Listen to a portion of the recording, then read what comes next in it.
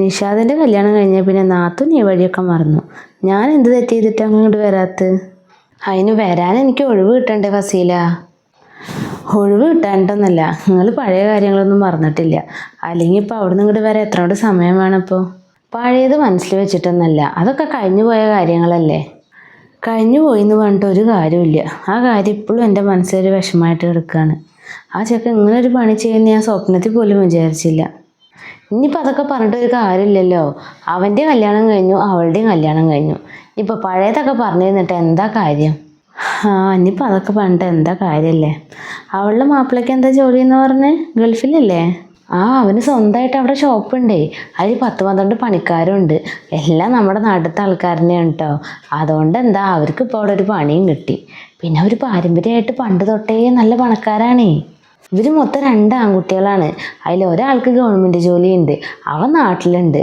പിന്നെ ഇവനാണ് ഗൾഫിൽ പോയിട്ട് അവിടെ സെറ്റായിട്ടുള്ളത് ഇപ്പോൾ.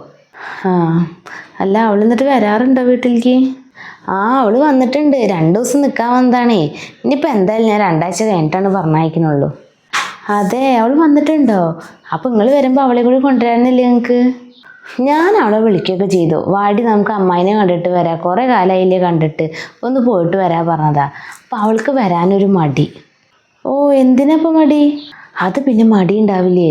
ചെറുപ്പം തൊട്ടേ അവൾ അവൻ്റെ എന്ന് പറഞ്ഞു നടന്നിട്ട് അവൻ വേറെ കല്യാണം കഴിച്ചു കഴിഞ്ഞാൽ ആർക്കത് സഹിക്കാൻ പറ്റുക? ഇനിയിപ്പോൾ അതൊക്കെ പറഞ്ഞിട്ട് എന്താ കാര്യം? കഴിഞ്ഞത് കഴിഞ്ഞു. എന്നാലും നിങ്ങൾക്ക് അവളെ കൊണ്ടുവരായിരുന്നു. എൻ്റെ കുട്ടീനെ കാണാൻ തോന്നിയിട്ട് വയ്യ. എത്ര കാലമായി ഞാൻ അവളൊന്ന് കണ്ടിട്ട്. ഉമ്മ ആരിനെ കാണേണ്ട കാര്യം പറയണ്? അതൊന്നുമില്ല മനസ്സിലാ, ഞങ്ങൾ വേറൊരു കാര്യം പറഞ്ഞതാ. വേറെന്ത് കാര്യം? ഈ എന്തിനാ പരിങ്ങാൻ നിൽക്കണ അവളെ കാണുമ്പോൾ? അവൾ ഇന്നല്ലെങ്കിൽ നാളെ അതൊക്കെ അറിയില്ലേ? പിന്നെ ഇപ്പം എന്താ പറഞ്ഞാൽ? നിങ്ങൾ എന്തേ പറയണേ? എനിക്കൊന്നും മനസ്സിലാവണില്ല. വേറൊന്നുമല്ല, അവരുടെ മകളും എൻ്റെ ഭർത്താവും പണ്ട് തൊട്ടേ നല്ല ഇഷ്ടത്തിലായിരുന്നു. ഇഷ്ടം എന്ന് പറഞ്ഞാൽ ചില്ലറ ഇഷ്ടമൊന്നുമല്ല. അവനക്കൊരു നേരം പോലും അവളെ കാണാണ്ടിരിക്കാൻ പറ്റില്ലായിരുന്നു. ഞങ്ങൾക്കും അതെ, അവളെ നല്ല ഇഷ്ടമായിരുന്നു. പിന്നെ ഇന്നൊരു ദിവസം അവൾ വിളിച്ചപ്പോൾ അവൻ ഫോൺ എടുത്തില്ല എന്നും പറഞ്ഞിട്ട് എന്തൊക്കെ പ്രശ്നങ്ങളായിട്ട് അവർ തമ്മിൽ തന്നെ അതങ്ങോട്ട് നിർത്തി. ഞങ്ങൾ കുറേ അവരെ ഒരുമിപ്പിക്കാനൊക്കെ നോക്കി. പിന്നെ അവർക്ക് താല്പര്യമില്ല. പിന്നെ ഇപ്പം നമ്മൾ എന്താ ചെയ്യുക? ഈ കാര്യത്തിൽ ഞാൻ അവനെന്നെ കുറ്റം പറയുള്ളൂ. ഇത്രയും നല്ലൊരു പെൺകുട്ടീനെ കിട്ടിയിട്ട് അവൻ വേണ്ടാന്ന് വെക്കാൻ പാടുണ്ടോ? ഇത്രയും നല്ലൊരു പെൺകുട്ടീനെ ഞാൻ കണ്ടിട്ടേ ഇല്ല. നല്ല അടക്കം ഒതുക്കും. അവളെ സൗണ്ട് പോലും ഒന്ന് പുറത്തേക്ക് കേൾക്കില്ലായിരുന്നു.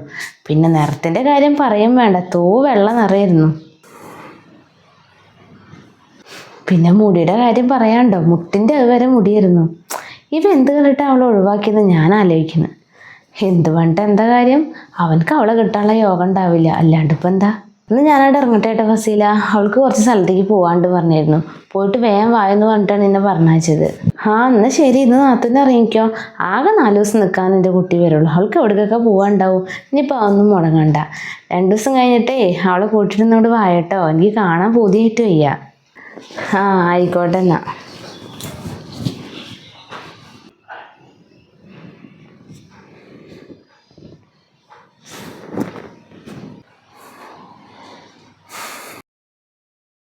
ഹലോ, നിങ്ങൾ എവിടെ എത്തി? അതെ, എത്ര നേരമായി ഞാൻ കാത്തിരിക്കുന്നു.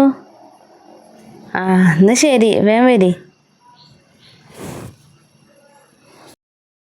ഞാൻ എൻ്റെ കുട്ടീനെ കണ്ണ് നിറയൊന്ന് കാണട്ടെ. എത്ര കാലമായി എന്നെ ഒന്ന് കണ്ടിട്ട്. അമ്മായിക്ക് സുഖല്ലേ? അങ്ങനെയൊക്കെ അങ്ങോട്ട് പോണു. അമ്മായി ആകെ ക്ഷീണിച്ചേക്കണല്ലോ. ഇപ്പോൾ പഴയ പോലെ ശരീരം നോക്കലില്ല അല്ലേ? അത് നിനക്ക് വെറുതെ തോന്നുകയാണ്.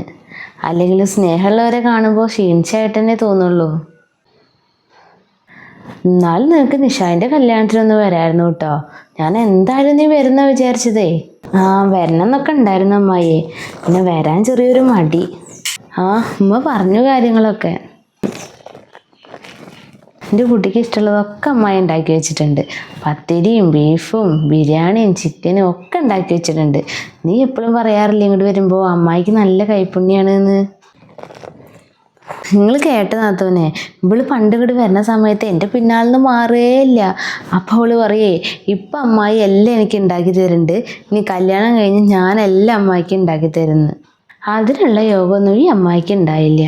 എന്താ ചെയ്യുക? നമ്മൾ വിചാരിക്കുന്നതൊന്ന്, പടച്ചവൻ വിചാരിക്കുന്നത് വേറെ ഒന്ന്. ഇതാരമ്മായിയെ? അതെന്ത് ചോദ്യാടേ? നിഷാദിൻ്റെ ഭാര്യയാണതേ. അതെ, കണ്ടിട്ട് മനസ്സിലായേ ഇല്ല. ഉമ്മ കല്യാണ ഫോട്ടോ കാണിച്ചെന്നാണല്ലോ, അതിൽ കണ്ട ആളേ അല്ല. നേരിട്ട് കാണുമ്പോൾ നല്ല പ്രായം തോന്നിക്കുന്നുണ്ട്.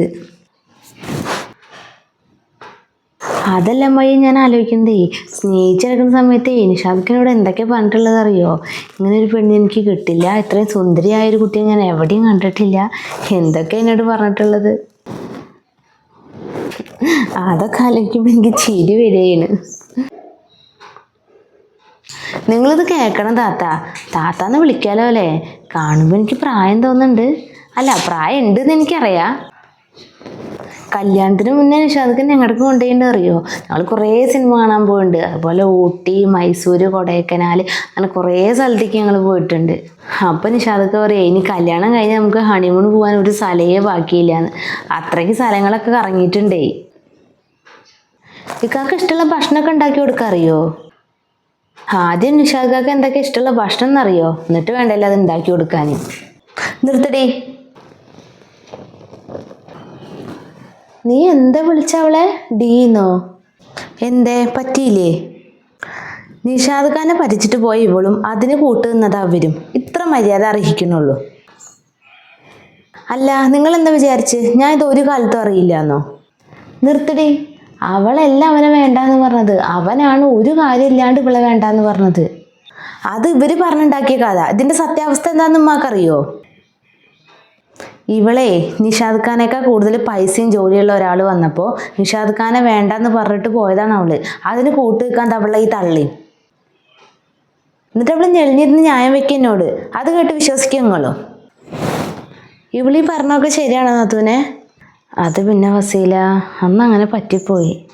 എന്നിട്ട് എൻ്റെ മകൻ പറ്റിച്ചു എന്നല്ലേ നിങ്ങൾ പറഞ്ഞു നടന്നിരുന്നു? അതെങ്ങനെ പറയാ? അത് പറഞ്ഞു കഴിഞ്ഞാൽ അതിൻ്റെ നാണക്കേട് മകൾക്കല്ലേ. എന്നിട്ട് അവൻ എൻ്റെ അടുത്ത് ഇതുവരെ ഒന്നും പറഞ്ഞില്ലല്ലോ. എങ്ങനെ ഉമ്മക്ക് അവളെ കുറ്റം പറയാം? എത്ര കാലം സ്നേഹിച്ച് നടന്നതല്ലേ? കുറ്റപ്പെടുത്തി പറയാൻ തോന്നിയിട്ടുണ്ടാവില്ലേ കാക്ക്? എണിക്കടി. ഫസീല, മര്യാദയ്ക്ക് ഇറങ്ങിപ്പോയിക്കോ രണ്ടോ.